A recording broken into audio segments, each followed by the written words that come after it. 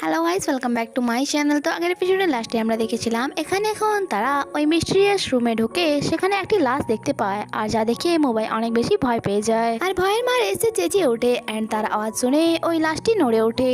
যা দেখে তারা জানতে পারে এটা কোনো লাশ নয়, বরং একটি জীবিত মানুষ। অ্যাকচুয়ালি সে এখানেই ঘুমাচ্ছিল অ্যান্ড মোবাইল আওয়াজ শুনে এসে জেগে ওঠে। আর কোশ্চেন হচ্ছে এটা যে সে এখানে কি করছে। আর তাদেরকে ওখানে দেখে ওই পার্সন বলে, প্লিজ আমায় কিছু করো না, আমি কিছুই করিনি, প্লিজ মিস্টার মোবাইল আমার সাথে কিছু করবেন না। যা শুনে মোবাইল বলে, তুমি আমাকে চেনো? ওই পার্সন বলে, ইয়েস স্যার, আমি আপনাকে অনেক ভালো করে জানি। অ্যাকচুয়ালি আমি এই হোটেলেরই পুরনো সিকিউরিটি গার্ড ছিলাম অ্যান্ড আমার কিছু ভুলের কারণে ম্যানেজার আমাকে ফায়ার করে দিয়েছিল আর আমার থাকার কোনো জায়গা ছিল না, তাই আমি এখানে শুধুমাত্র ঘুমোতে চলে আসি, এছাড়া আমি কিছুই করিনি, তাই প্লিজ আমাকে মাফ করে দিন। মোবাইল এখানে এই সিচুয়েশন ভালো করে বোঝার আগেই ওই সিকিউরিটি গার্ড তখনই সেখান থেকে পালিয়ে যায়। মোবাইল তাকে ধরার তো চেষ্টা করে, বাট তার কোমরে ব্যথার কারণে সে তাকে ধরতে পারে না। আর সে চ্যাংশিকে দোষ দেয় যে দেখো তোমার জন্য তাকে আমি ধরতেই পারলাম না।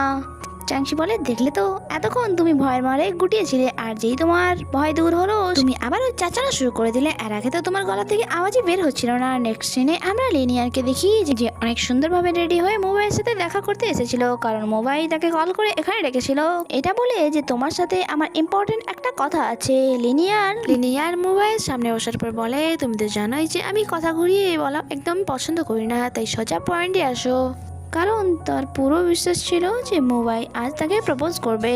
বাট যখন মোবাইল বিজনেস রিলেটেড কথা শুরু করে অ্যান্ড বলে আমরা একসাথে কোলাবরেট করব, যা শুনে তো তার মুড একদমই খারাপ হয়ে যায় অ্যান্ড অনেক রেগে সে সেখান দিয়ে চলে যাচ্ছিল। বাট এতেও তার মন শান্তি হয় না অ্যান্ড সে ফিরে এসে মোবাইল পায়ে হিলস দিয়ে মেরে যায় আর বলে, এটা তুমি অবশ্যই মনে রাখবে। নেক্সট সিনে আমরা সোহানকে দেখি, তার সামনে চ্যাংশি দাঁড়িয়েছিল। অ্যাকচুয়ালি সেই তাকে এখানে ডেকেছিল কিছু বলার জন্য অ্যান্ড এখানে এসে তাকে কোশ্চেন করে, তোমার আমাকে কেমন লাগে? চ্যাংশি বলে, হ্যাঁ তুমি অনেক বেশি ভালো।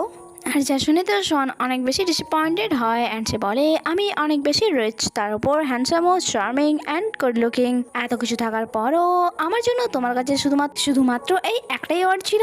সোহান বলে, আমি তোমাকে অনেক বেশি পছন্দ করি। চ্যাংশি যা শুনে অনেক বেশি ইরিটেট হয়ে বলে যে যখন তুমি 6 বছরের ছিলে তখন থেকেই তুমি আমাকে পছন্দ করতে, আর এটা আমিও জানতাম, বাট তখন থেকেই আমি তোমাকে আমার ব্রাদার ভাবতাম আর এখনো ভাবি, বাট তোমার এই কনভারসেশন আমার একটু ভালো লাগেনি অ্যান্ড সে রেখে সেখান থেকে চলে যাচ্ছিল। বাট সোহান তাকে আটকায়। সোহান ভালোভাবে বুঝতে পেরেছিল যে চ্যাংশির মনে তার জন্য কোনো ফিলিংস নেই, তাই সে এখানে তাকে বলে, অ্যাকচুয়ালি আমি তো এখানে প্র্যাকটিস করছিলাম, আমি ভালো তো বাসি, বাট তোমাকে নয়, অন্য কাউকে। চ্যাংশি জিজ্ঞাসা করে সেই পার্সনটাকে। সোহান বলে, তা তো আমি তোমাকে একদমই বলবো না, বাট চ্যাংশি বারবার ইনসিস্ট করায় সে তাকে বলেই দেয় যে লিনিয়ানকে।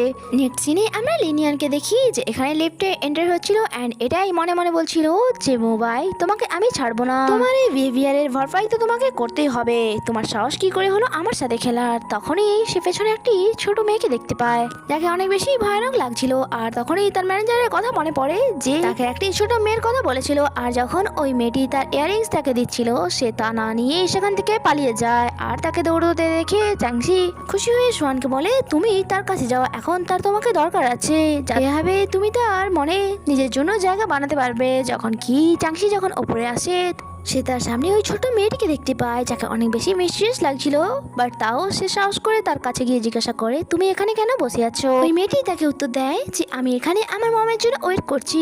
অ্যাকচুয়ালি আমি এভাবে কোণে বসে থাকি কারণ আমার মম না থাকলে অনেক বেশি ভয় লাগে। চ্যাংশি বলে যে ওকে, যতক্ষণ না তোমার মম আসে ততক্ষণ তুমি আমার সাথে থাকবে এন্ড আই প্রমিস যতক্ষণ আমি তোমার সাথে থাকবো ততক্ষণ কেউ তোমার কিচ্ছু করতে পারবে না। এরপর সে ওই মেয়েটিকে নিয়ে আসে কেক খাওয়ানোর জন্য আর তাকে এখানে জিজ্ঞাসা করে, তোমার মম কোথায় থাকে? ওই মেয়েটি বলে, অ্যাকচুয়ালি আমার মম জব করে অ্যান্ড যার কারণে তিনি অনেক বেশি বিজি থাকে।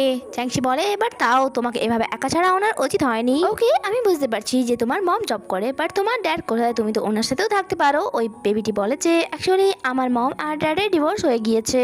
যা শুনে এর আগে চ্যাংশি আর তাকে কিছুই জিজ্ঞাসা করে না অ্যান্ড বলে, ওকে তোমার চিন্তা করার কোনো দরকার নেই। আর সে তাকে কেক খেতে বলে, আর যা খাওয়ার পর সে তখনই অসুস্থ হয়ে পড়ে।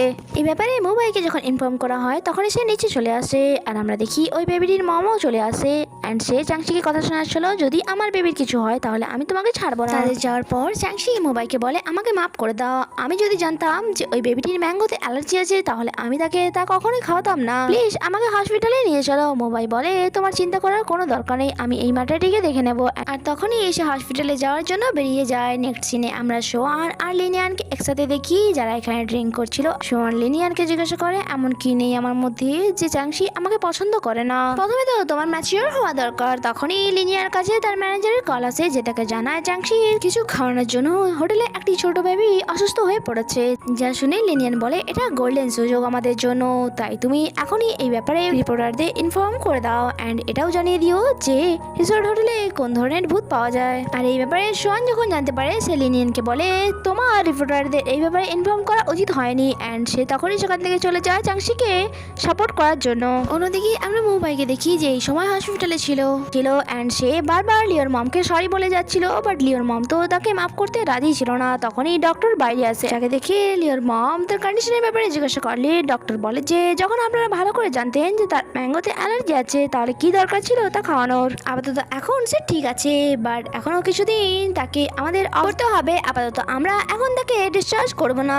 ডক্টর চলে যাওয়ার পর মোবাইল আবারও লিওর মমকে সরি বলে, বাট লিওর মম তাকে এবারেও মাফ করে না। অন্যদিকে আমরা চাংশিকে দেখি যে এত ঠান্ডায় বাইরে বসেছিল, তখনই তার কাছে সোয়ান আসে অ্যান্ড বলে দেখো যা হওয়ার ছিল তা তো হয়ে গেছে, বাট এখন তুমি নিজেকে এভাবে পানিশ করো না। আর সাথে সাথেই সে তাকে অফার করে যদি ওই বেবিটির ট্রিটমেন্টের জন্য টাকার দরকার হয় তাহলে তুমি আমাকে বলতে পারো।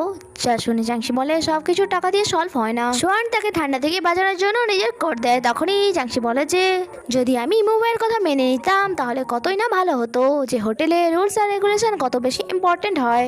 অন্যদিকে আমরা লিওর মমকে দেখি, যখন সে লিওর কাছে আসে লিও তার সাথে কথা বলতে চাইছিল না, কারণ সে একদমই হ্যাপি ছিল না। অ্যান্ড সে বলে আপনি আবারও জবে চলে যান, আমি ভালো করে বুঝতে পেরে গেছি যে আপনার লাইফে আমার কোনো ইম্পর্টেন্স নেই।